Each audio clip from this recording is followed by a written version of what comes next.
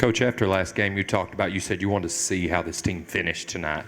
When you were playing Kansas, that kind of lost a lead, and then what was different tonight to make them kind of step on the gas? The only thing I did was we played it like it was an 8-point finish, and what we wanted to do is keep shortening the game and make baskets.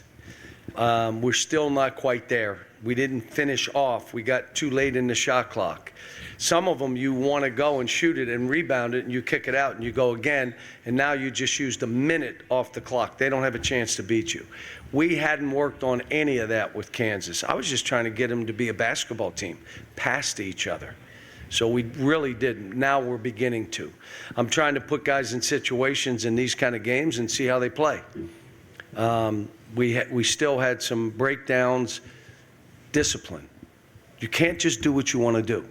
We're a team. There was a game plan, stick with it. And we kind of got out of it, but to be honest with you, the way we run and fly up and down the court, I don't know if you can remember some past years where I'm just yelling, go, go. You could hear me through the TV because that's how I wanted us to play. But to play that way, you got to run. And it can't be me telling you to run. Just run. And there was good stuff today. I did not see DJ, but I think they said his ankle. He wasn't going to come back, so we were really shorthanded. But a good game against a good team. I mean, we defensively, we were saying make the three hard, make them take tough twos.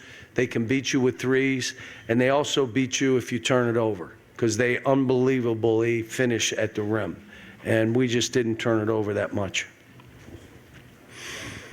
John, what did you see in Reed maybe during his recruitment or even in Toronto that maybe indicated that he'd be able to have this kind of impact this early in his career?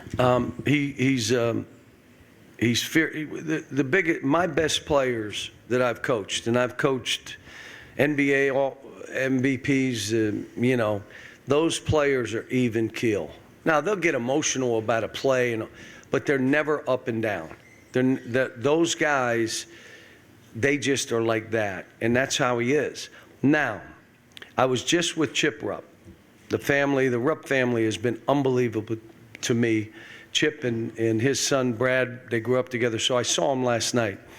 And he said, I watched Reed as a 9th grader, 10th grader, 11th grader, 12th grader, and everybody's talking to me like he's a knockdown shooter. He was never a knockdown shooter.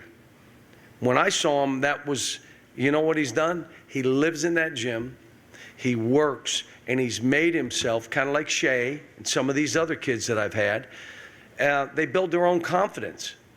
It's not me saying you're great or you're bad or, it's them.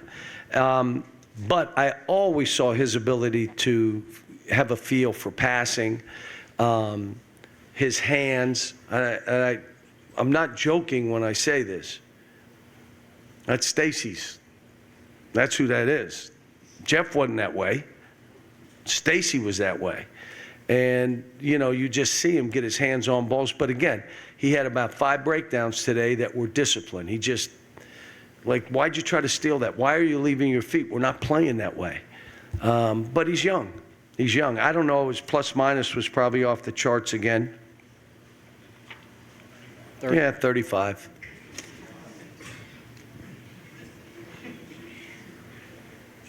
So, but it was good. I mean,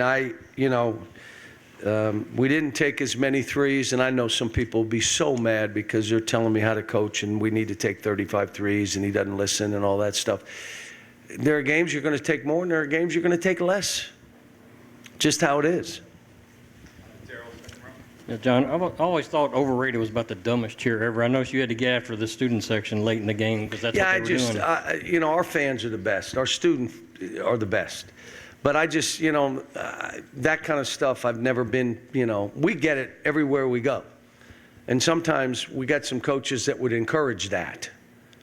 I just don't, they don't deserve that. They're young kids. Let them, we may end up playing them again. Then all of a sudden, that's living with them. So, no, I just said don't do it. And how about the fans? They responded and just stopped. That's how good a group that we have. Cal, similar along those lines, in the past, you've talked about saying to your players, I want you to be a team that people love watching play. It seems like the reaction, people love watching this team play. What is that interplay? How important is that, sort of how the players maybe feed off of a fan base that's kind of anticipating? I don't think they do. I think they're into each other and they really like each other.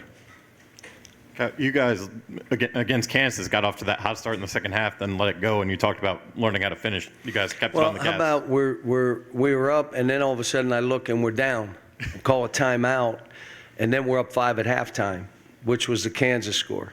Right. But I'm just, to play as fast as we play, it's not just what it does for us, it's what it does to an opponent. And especially, Jim's like I am. He's just not playing a whole lot of guys. He was riding those guys. And now all of a sudden in that second half, that's when it hits. But, I thought, again, we passed to each other, 26 assists. I love the one where Robert got it and threw it right back to Reed, and then Reed hits. Come on. People aren't holding the ball. They're getting rid of it, so it's good stuff. Cal, another super assist to turnover ratio for you guys tonight as well. When you have players that can dribble, pass, and shoot, like Shea Alexander said, you play this way. And you won't turn it over that much. We only had 3 at halftime. And Adu had 2 that were easy. What did you just do? Why didn't you look at him and throw it underhand to him? You rocketed up. And the other one you threw, or we'd have had 1 at halftime. In the speed of that game, now think about that. How fast we're playing, pretty good stuff. I was going to say, on that note, just also, what's the confidence level in this team being able to continue that even in fast-paced track meet games like tonight was at times? This is how we play. And again, I'd say this, and I know I'm not, every team I've coached, I've had to coach different. If I tried to play this way last year, why are you laughing? We got people laughing. I couldn't have played this way. Who we had? Now, I'm not saying they're not good players. Oscar's getting 30 rebounds a game in there, but he's not Trey.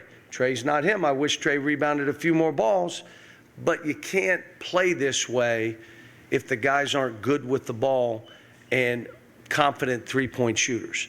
So we've had 3 guards when we had Maxey and Quickly and Johnny Juzang and Ashton. We played that way. But we didn't have a 5 like Trey. We had Nick Richards. So he is more of a rim runner and a shot blocker.